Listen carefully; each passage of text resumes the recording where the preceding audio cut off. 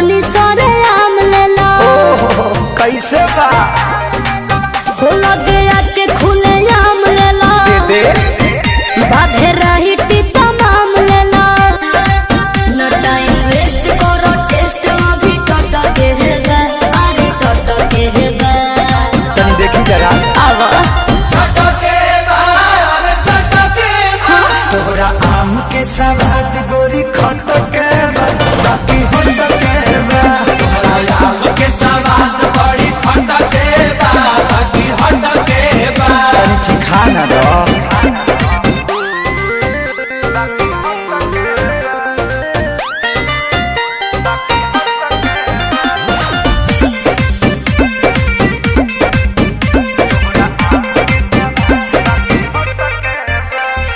खेत खाना दानी बा बाप के बागानी बा। ओहरे बागाने के आम बा। ले लो भर झोरा सस्ते ही दाम बा। बात राइट बा, एक बाइट में लोग के पता तो चलिए जाए। आ?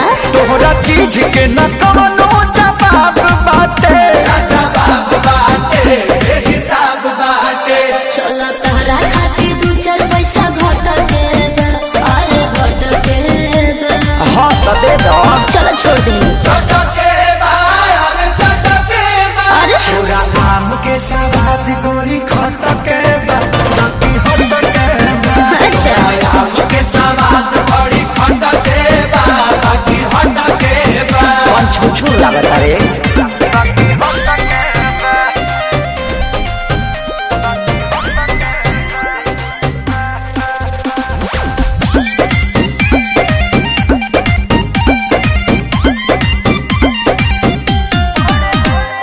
बड़े बड़े साइज बा भावना ना जायज बा। सौदा बा पाकल न कांच बा। अच्छा। वक्त कहता ने अभिनव सच बा। अच्छा तो सुनो हाँ हो तोहरा लड़ा के तगड़ा